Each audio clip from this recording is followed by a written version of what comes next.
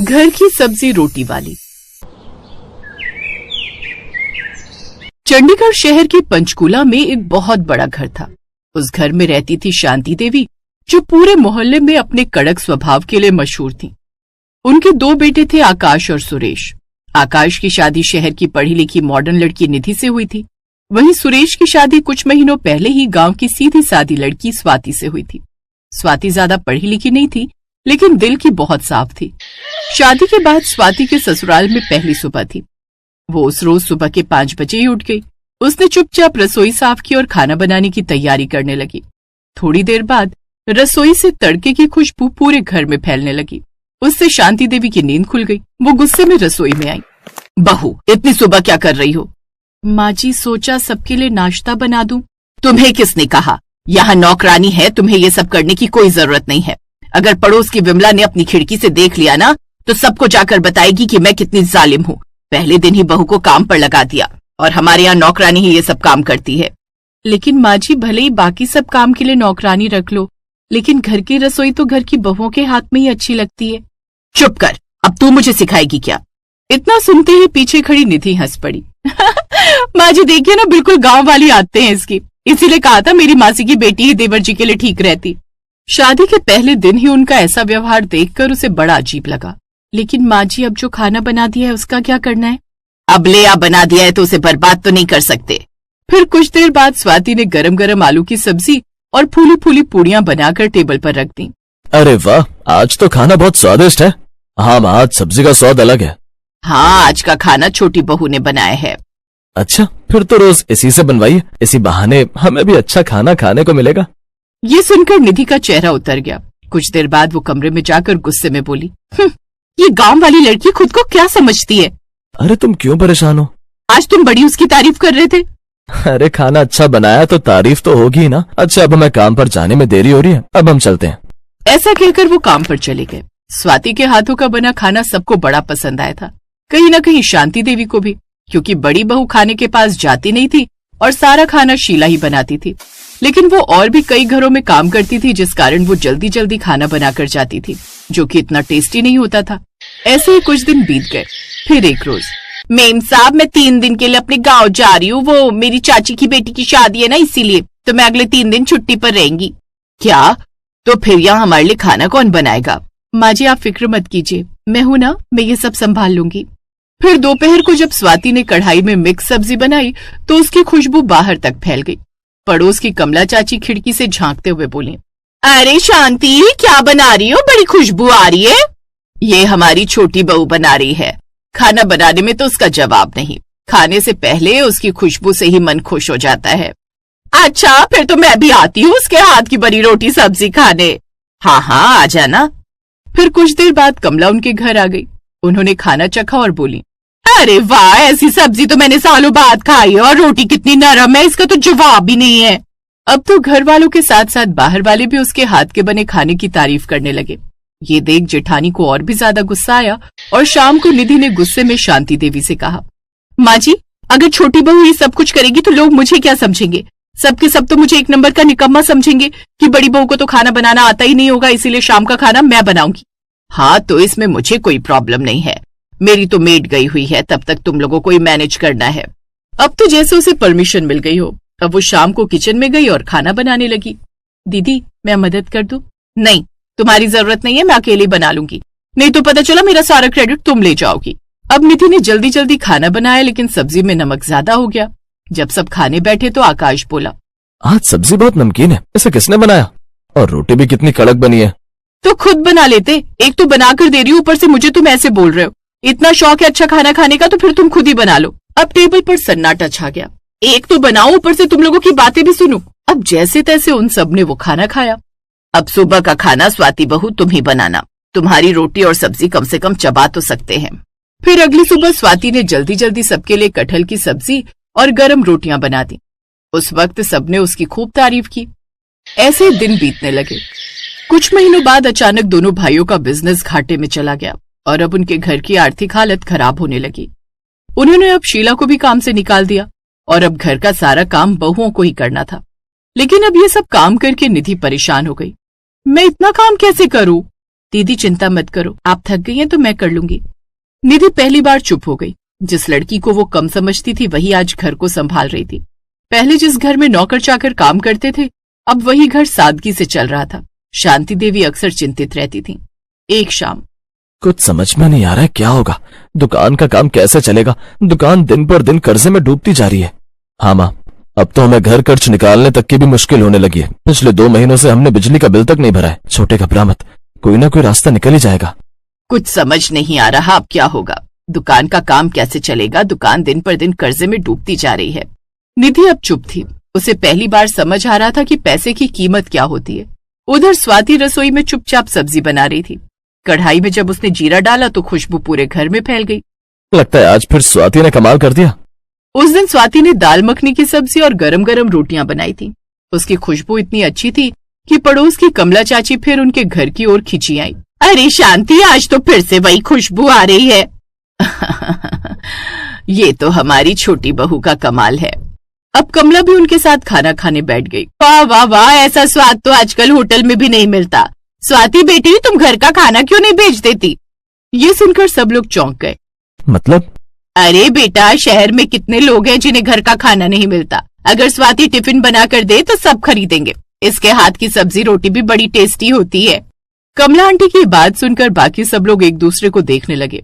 हाँ, वैसे आइडिया इतना बुरा भी नहीं है। मतलब स्वाति, तुम कोशिश तो कर सकती हो। लेकिन फिर निधि झट से बोली, नहीं नहीं, हमारे घर की बहू खाना बेचेगी, लोग क्या कहेंगे? ये सुनकर स्वाति चुप हो गई। शांति देवी कुछ देर सोचती रही, फिर बोली, अगर इससे घर चल सकता है तो इसमें बुराई क्या है? ये सुनकर निधि हैरान रह गई। अपनी सास का हौसला देख अब स्वाति को थोड़ी हिम्मत मिली। लेकिन शाम होते होते कहीं न कहीं उसके मन में डर और समाता गया। क्या सोच रही हो? सच कहूं सुरेश जी, तो मुझे डर लग रहा है, अगर लोगों को खाना पसंद नहीं आए तो। ये बात सुनकर सुरेश मुस्कुराया। स्वाति, जिस खाने की खुशबू से पूरा मोहल्ला खिंचाता है, वो किसी को पसंद कैसे नहीं आएगा? ये सुनकर स्वाति हल्का सा मुस्कुरा दी। फिर अगले दिन स्वाति सुबह 4 बजे उठ गई। उसने आटा गूथा, सब्जियां काटी और फिर उन्हें पकाने बैठ गई। धीरे धीरे रसोई में हलचल शुरू हो गई। रसोई से आ रही खटपट की आवाज सुनकर निधि भी उठकर देखने आई। स्वाति 5 टिफिन तैयार कर रही थी। निधि ने ताना देते हुए कहा, देखते हैं कौन खरीदता है घर की सब्जी रोटी। तुम्हें क्या लगता है ये घर की बनी सब्जी रोटी कोई खाएगा? अब उन 5 टिफिन को लेकर सुरेश शहर चला गया। कुछ घंटे बाद वो वापस आया। स्वाति, स्वाति। ये सुनकर स्वाति घबरा गई। क्या हुआ? सारे टिफिन बिक गए स्वाति। तुम्हारे हाथों का खाना सबको बड़ा पसंद आया, और तो और लोगों ने कहा कि कल से और टिफिन भेजना। ये सुनकर स्वाति की आंखों में खुशी के आंसू आ गए। शाबाश बहू, देखा मेहनत कभी बेकार नहीं जाती। अब उसके टिफिन और भी ज्यादा बिकने लगे। और फिर एक रोज, स्वाति, कल के लिए पूरे 50 टिफिन का ऑर्डर आया है और 40 टिफिन का मुझे मिला है। क्या? इतने सारे? तू घबरा मत बहू, हम तेरी मदद करेंगे। निधि दूर से ये सब देख रही थी। अगली सुबह उसने देखा कि स्वाति काफी थक गई थी। तब निधि पहली बार उसके पास आई। स्वाति, लाओ मैं तुम्हारी मदद कर दूं, आखिर ये हमारा ही घर है। अब रसोई में दोनों बहुएं साथ काम करने लगी। अब उनकी आर्थिक तंगी खत्म होने लगी और कुछ समय बाद उनके ऑर्डर दिन पर दिन बढ़ते गए और अब उनका सारा कर्जा भी खत्म हो गया और वो खूब कमाई करने लगे।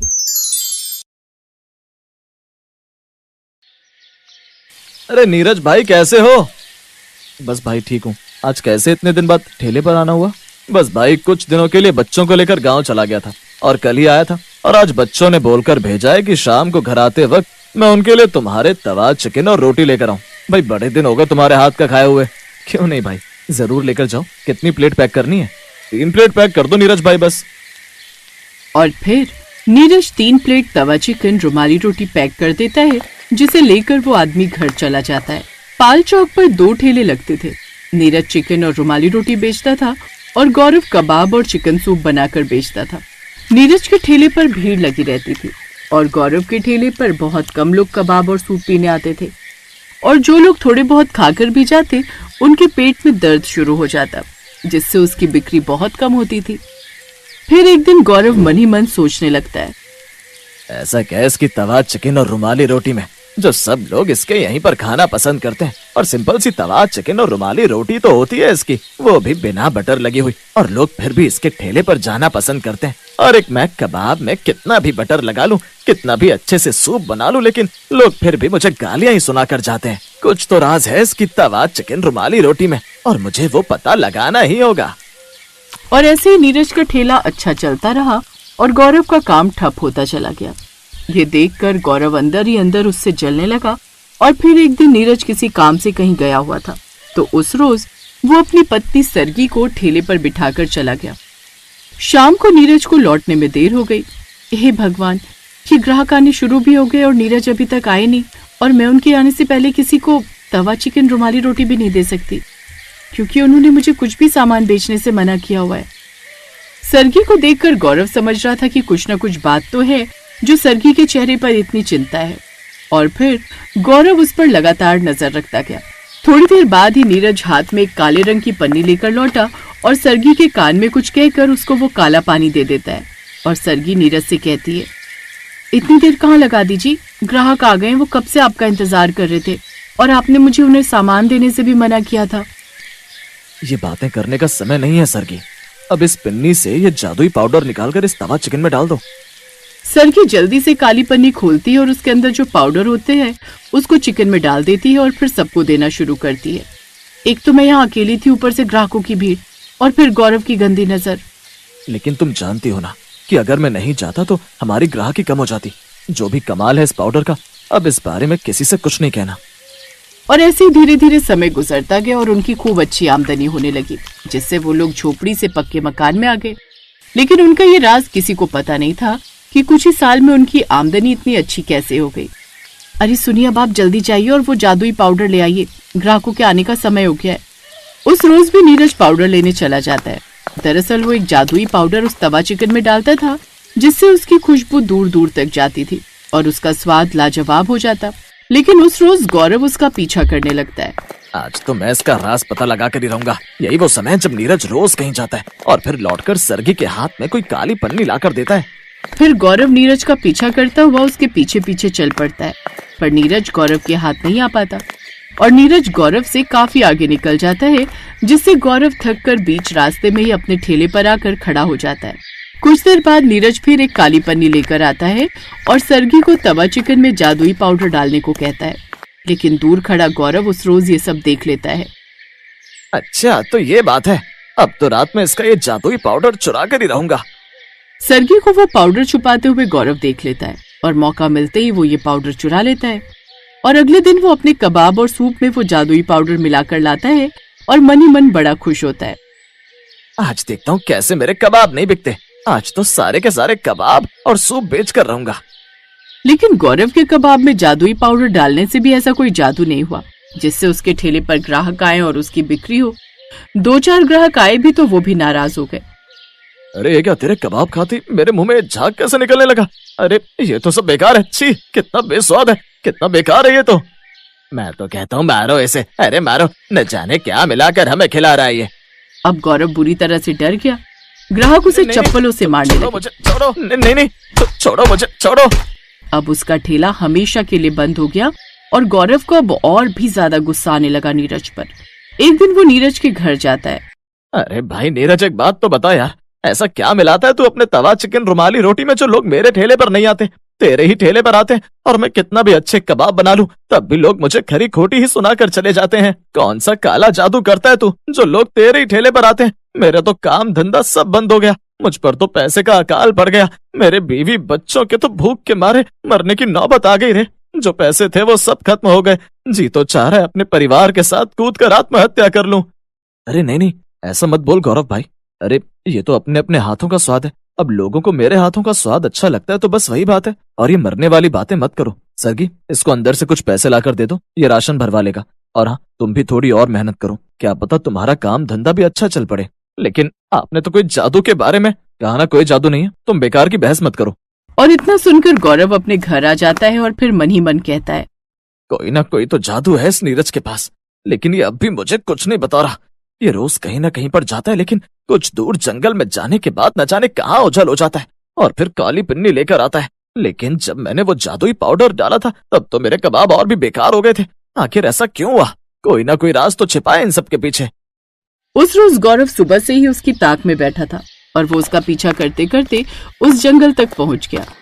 जंगल के बीचों बीच वो उसे एक बंद कोठरी के अंदर जाता देखता है, जहाँ एक ओखली होती है जिसमें वो मसाले कूटकर उस काली पिन्नी में भर लेता है। गौरव उसे रंगे हाथों पकड़ लेता है। अच्छा, तो ये है तेरा वो राज, वो काले जादू का कमाल। तुम अपने ठेले पर लोगों को बुला बुला कर भीड़ लगवाते थे। नीरज गौरव को वहां देखकर भयभीत हो गया और गौरव से बोला, अरे गौरव, तुम यहाँ कैसे? मैं तो बस ऐसे ही आया था। मैं बहुत दिनों से तुम्हारे इस राज को जानने के चक्कर में था। एक बार तो पीछा भी किया था, पर उस दिन तो तुम बच गए, पर आज नहीं बचोगे। आज सच बताना ही पड़ेगा तुमको। अब बस भी करो, कितना छुपाओगे? इस राज को मुझे भी बताओ। अब ऐसा क्या है इस ओखली में जो तुम यहाँ आकर मसाले कूट रहे हो? ओखली तो तुम्हारे घर भी है। ज्यादा पूछने पर नीरज उस ओखली के राज को गौरव को बता देता है। ये घर एक बूढ़ी अम्मा का था और उनको तवा चिकन रुमाली रोटी बहुत पसंद थी। वो अक्सर मेरे ठेले पर खाने आती थी, पर एक दिन उनकी मौत हो गई और मरते समय उन्होंने मुझे ये आशीर्वाद दिया। जब तू मेरी ओखली में अपना तवा चिकन रुमाली रोटी के लिए मसाले कूट कर ले जाएगा, तब से तेरा ठेला बहुत अच्छा चलेगा और तेरे ठेले पर ग्राहकों की भीड़ ही भीड़ रहेगी और एक दिन तू इतना अमीर बन जाएगा कि अपनी खुद की दुकान खोल लेगा। बस यही सच था। मैं यहाँ डेली मसाला कूट कर ले जाता हूँ और जाकर तवा चिकन रुमाली रोटी में डाल देता हूँ, जिससे मेरी बिक्री बहुत अच्छी होती है और मेरा तवा चिकन रुमाली रोटी का टेस्ट दोगुना हो जाता है। बस यही अम्मा का जादू है। पर एक दिन जब तुम मसाला लेकर आए थे तो कुछ बचा हुआ मसाला मैं चुरा कर ले गया था और अपने कबाब में डाल दिया था, पर लोगों ने फिर भी मुझे खरी खोटी सुनाई और मारा भी। तभी से मेरा ठेला ही बंद हो गया। थोड़ी देर बाद उस कोठरी में रखी ओखली में से एक हंसती हुई बूढ़ी औरत की आवाज आई। अरे क्या हुआ गौरव, तेरे कबाब का टेस्ट नहीं बढ़ा था क्या? पता है क्यों? क्योंकि तू लालची है, लालची और एक नंबर का कंजूस इंसान है। इसीलिए तेरे कर्मों का फल तुझे मिल रहा है। तूने कभी भी भूखे को खाना नहीं खिलाया और हमेशा उनको डांट कर भगा दिया करता था। और एक दिन मैं भी तेरी दुकान पर आई थी, जिसे तूने डांट कर भगा दिया था, और नीरज ने मुझे चिकन रुमाली रोटी खिलाई थी और उस समय मैं तुम्हें श्राप देकर चली गई थी और नीरज को आशीर्वाद देकर। बस यही बात है कि तुम्हें तुम्हारे कर्मों का फल मिल रहा है और नीरज को उसके कर्मों का फल मिला। ये कहने के बाद फिर वो बूढ़ी अम्मा एकदम से गायब हो गई। गौरव को अपनी गलती का पछतावा हुआ। उसने नीरज से माफी मांगी और नीरज ने उसे अपने साथ काम पर रख लिया। अब गौरव कभी उससे ईर्ष्या नहीं करता। नीरज का काम और भी अच्छा चलने लगा।